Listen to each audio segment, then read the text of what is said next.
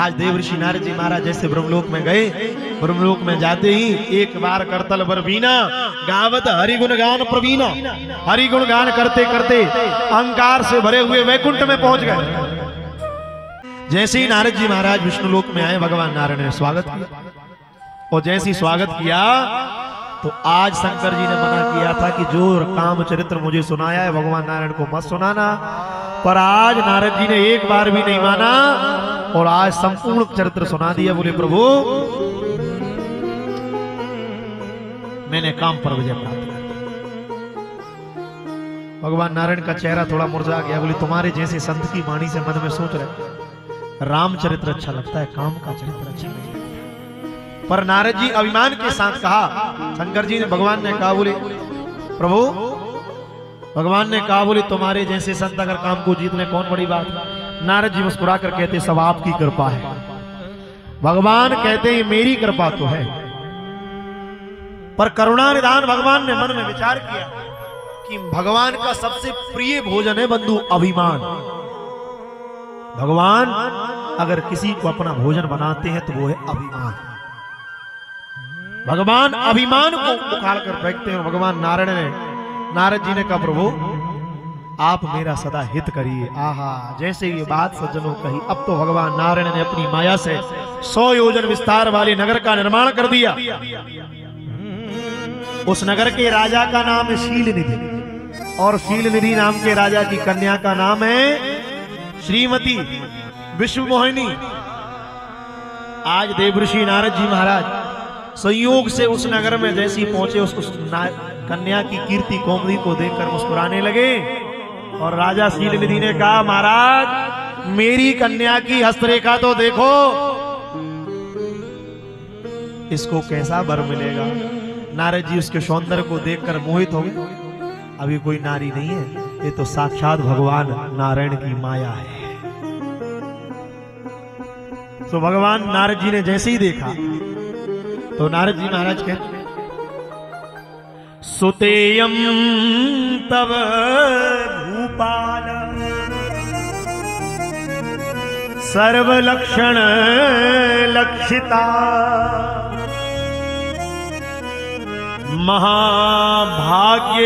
महाभाग्यवती धन्या लक्ष्मीरिव गुणालया।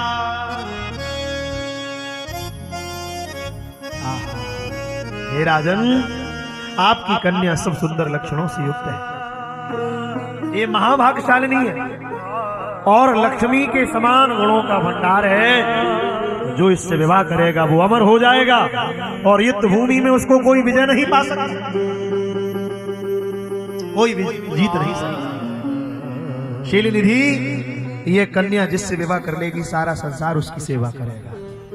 ऐसा वर्णन करके नारद जी सोचने लगे, बोली अगर इससे मेरा विवाह हो जाए। तो नारद जी ने विचार किया कहां जाऊं।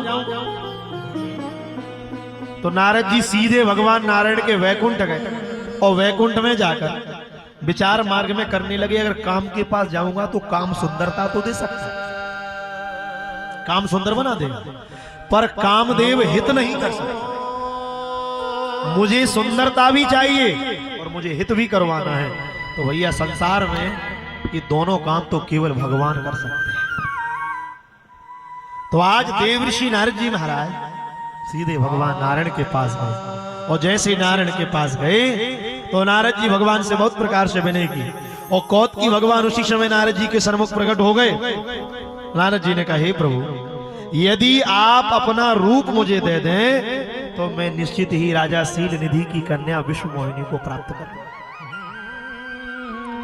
आपके रूप के बिना वो मेरे गले में जयमाला नहीं पहनाएगी। बोले क्यों?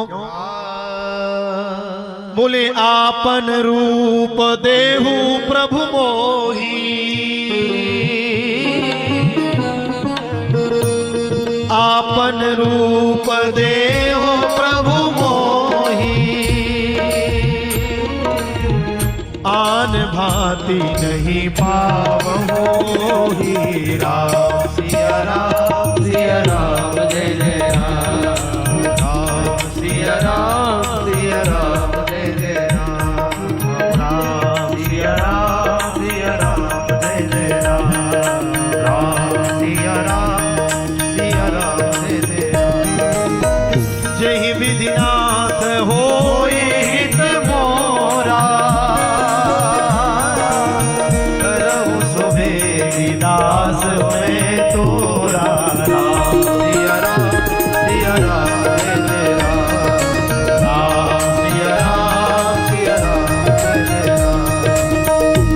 विधिनाथ होई हित मोरा, करहु सुबेग दास में तोरा।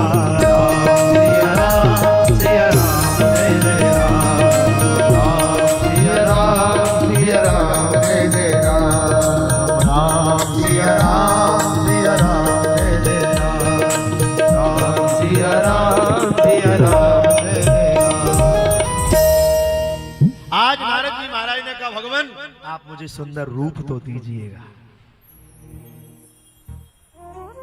पर एक कृपा करिए। बोले क्या? बोले जेहि विधि नाथ होई हित मोरा, करहु सुबेग दास में तोरा। केवल रूप मत दीजिए, मेरा हित भी करिए। और कान खोलकर सुन लेना, इस संसार में हित करने वाले दो ही हैं, या तो श्री सद्गुरुदेव भगवान है या फिर श्री भगवान है। इसके अतिरिक्त दूसरा आपका कोई हित नहीं कर सकता। नारद जी ने कहा जेहि विधि नाथ होई हित मोरा, करहु सुबेग दास में तोरा। बंधु जैसी ये बात कही, आज भगवान नारायण ने नारद जी का हित करने के लिए उनको सुंदर नहीं बनाया, आज उनके लिए बंदर बना दिया। केवल शिव के गणों को यह दिख रहा है कि ये बंदर है, अथवा फिर विश्व मोहिनी को दिखेगा। अन्यत्र दूसरा कोई ऐसा है ही नहीं जिसको देव ऋषि नारद जी महाराज इस रूप में प्रतीत हो रहे हों।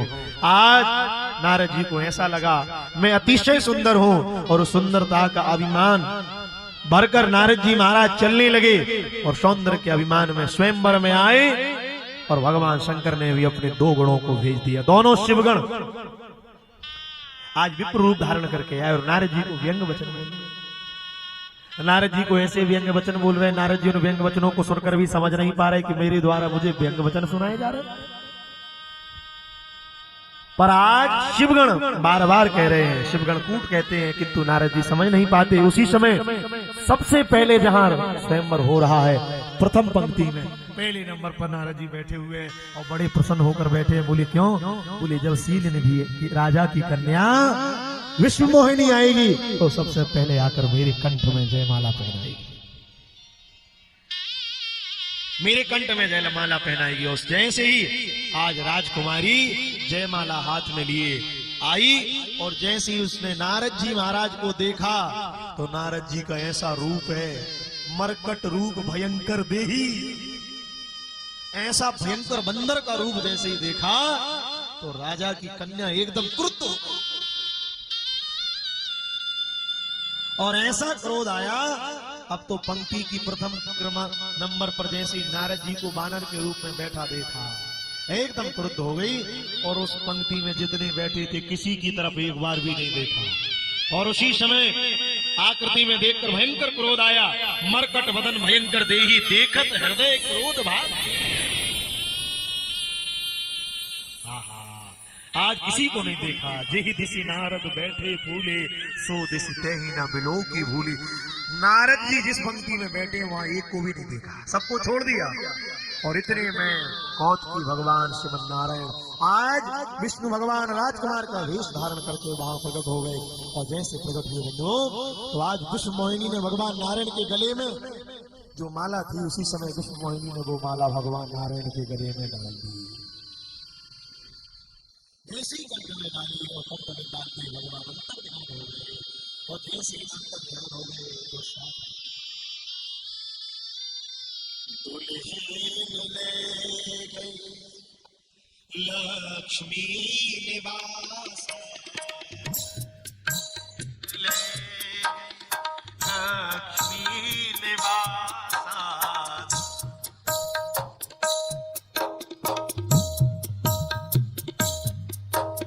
नप समाज सब भयऊ निराशा, नप समाज सब भयऊ निराशा। दुल्हन ले गई लक्ष्मी निवासा, लक्ष्मी निवासा नप सब भयऊ निराशा, नप समाज सब भय आचार्य कहते हैं दुल्हन ले गए लक्ष्मी निवास। बोले दुल्हन को कौन ले गए? बोले लक्ष्मी निवास भगवान ले गए। इसलिए लक्ष्मी निवास कौन है? तिरुपति बालाजी जाओ, श्री देवी और भूदेवी दोनों साथ में बैठी हुई है। वो भगवान लक्ष्मी निवास है। इसलिए ध्यान रखना, लक्ष्मी को चाहने वाले को भगवान श्री वेंकटेश बालाजी का जरूर दर्शन करना चाहिए। इस संसार में लक्ष्मीपति केवल वही है, वो लक्ष्मीपति है, लक्ष्मी के पति हैं। इसलिए दुल्हन ले गए लक्ष्मी निवासा, नृप समाज सब वयं उदासा। अब तो जैसे भगवान लेकर अंतर ध्यान होगा, शिव के गणों ने कहा नारद जी को आज होश नहीं रहा, ये क्या हो गया? तो शंकर जी के गण कहते बोले बाबा जरा अपना मुख दर्पण में तो देखिए। और बाबा ने जैसे ही अपना मुख सामने जल का सरोवर था जल में देखा तो नारद जी को अपना मुख बंदर के जैसा दिखाई देता। और जैसे ही बंदर की आकृति देखी, निज मुख मुकुर बिलोक हो जाई। जैसे ही बंदर की आकृति देखी, अब तो नारद जी महाराज को ऐसा भयंकर क्रोध आया, ऐसा भयंकर क्रोध आया। अब तो दोबारा देखने पर नारद जी ने जब देखा तो अब पूर्व का रूप चला गया और ऐसा क्रोध आया। दोनों शिवगणों को भागते जैसे ही नारद जी ने देखा, नारद जी ने भागते हुए शिवगणों को श्राप दे दिया। बोले जाओ। क्या? बोले हो निशाचर जाई तुम कपटी पापी दो, हो निशाचर जाई तुम कपटी पापी दो, हसेहु हमई सो लेहु फल बहुरे हसहु मुनि को। आज नारद जी ने श्राप दे दिया, जाओ हम श्राप दे रहे हैं। क्या? बोले हो निशाचर जाओ तुम आज मुझे देखकर हंस रहे हो, मेरा श्राप है, जाओ कपटी पापी दो, आज हमें देखकर हंस रहे हो, हमने श्राप दे दिया, जाओ निशाचर की योनि में चले जाओ। जैसे ही कहा नारद जी का क्रोध शांत नहीं हुआ, निश्चय कर लिया आज या तो भगवान नारायण को श्राप दे दूंगा अथवा अपनी देह का प्राणांत कर दूंगा, अपनी देह को यही समाप्त कर दूंगा। जैसे ही कहा भगवान नारायण के पास क्रोध में जाते जाते जैसे नारद जी चले जा रहे, अब तो भैया ना तो कोई राजकुमार था, ना राजा था, ना माया थी, वो तो स्वयं साक्षात भगवान मायाधिपति की माया थी। और जैसे नारद जी महाराज चले जा रहे, नारद जी चले जा रहे, नारद जी को मार्ग में जाते जाते बंधुओं जैसे ही देखा, उसी समय नारद जी के सामने आज परात्पर अखिलेश्वर परब्रह्म परमात्मा भगवान श्रीमन नारायण आज प्रकट हो गए। जैसे ही प्रकट हुए तो नारद जी महाराज क्रोध में लाल हो गए। नारद जी ने कहा हे हरि त्वम महादुष्टा कपटी विश्व मोहना, परोत्साहम ना सहसे मायावी मलिनाशया। जैसे ही कहा नारद जी को क्रोध आ गया, भगवान नारायण सामने खड़े हैं, ऐसी वाणी बोले नारद जी महाराज, बोलते बोलते बोलते बोलते बोलते आज भगवान नारायण को श्राप दे दिया। और जैसे ही श्राप दिया तो श्राप देकर कहा आज नारी के ग्रह में जैसा मैं रो रहा हूं, ऐसे ही नारी के ग्रह में वन वन भटकते हुए आप भी विचरण करोगे। आहा, जैसे ये बात कही तो भगवान मंद मंद मुस्कुरा रहे हैं। और मंद मंद मुस्कुराकर आज ना तो कोई माया है, ना कोई नगर है, और ना वहां कोई कन्या है, आज वहां कुछ भी नहीं है महाराज। भगवान ने अपनी माया को ऐसे ही हटाया। तो देव ऋषि नारद जी महाराज के नेत्रों से अश्रु गिरने लगे। मैंने क्या कर दिया? मैंने स्वयं भगवान को आज श्राप दे दिया महाराज। भगवान ने श्राप को स्वीकार कर लिया। जैसे भगवान ने माया को दूर किया, वहां ना रमा है ना राजकुमारी है। नारद जी को अत्यंत पश्चाताप हुआ। और नारद जी ने कहा, हे प्रभु, इस संसार में सबसे बड़ा पाप है महापुरुषों की अवज्ञा। इसलिए कान खोलकर सुन लेना, संत जन, महापुरुष, गुरुजन जो कहे उसको आदर पूर्वक मानना चाहिए। कौन कह रहे हैं? नारद जी स्वयं कह रहे हैं।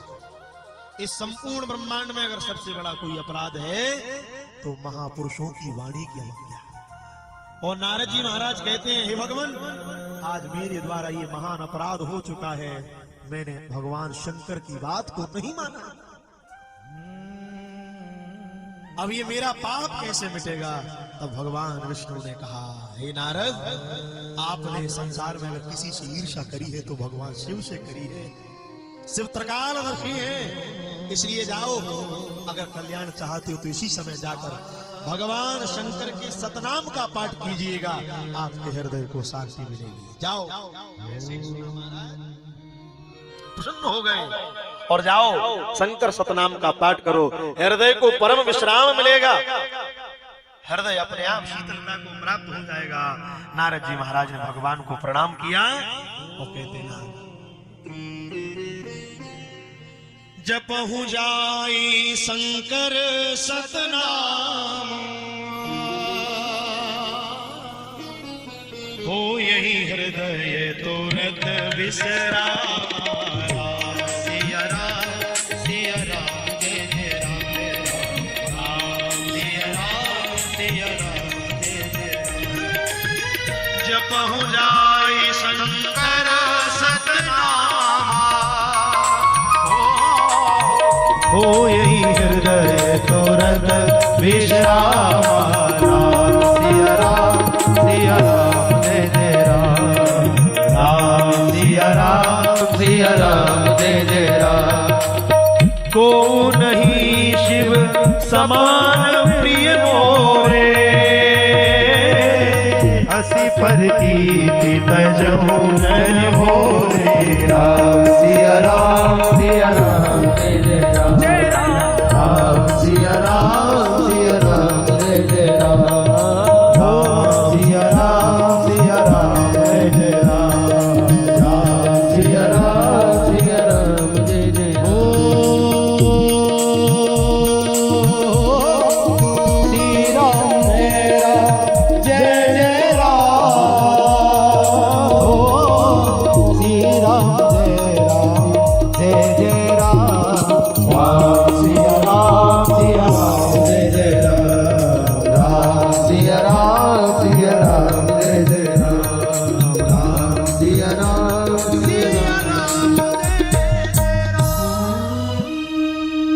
आज कहा, हे नारद, साम्बम सदाशिवम भक्त्या भज नित्यम महेश्वरम। अगर इस अपराध से मुक्ति चाहते हो तो केवल एक काम करो। बोले क्या? बोले जपहु जाई शंकर सतनामा, शंकर जी के नाम का जप करिए। क्या करो? प्रतिदिन हे नारद जी अपने पैर से लेकर सिर तक भस्म लगाओ, पैर से लेकर सिर तक भस्म लगाइए। और क्या करो? बोले षडाक्षर मंत्र का जप करिए। ओम नमः शिवाय, षडाक्षर मंत्र का जाप करिए, रुद्राक्ष कंठ में धारण करिए और पृथ्वी पर विद्यमान समस्त शिव तीर्थों में जाकर विचरण करें। और उसके बाद अपने पिता ब्रह्मा जी के पास जाकर प्रणाम करके शंकर जी की कथा सुनिए।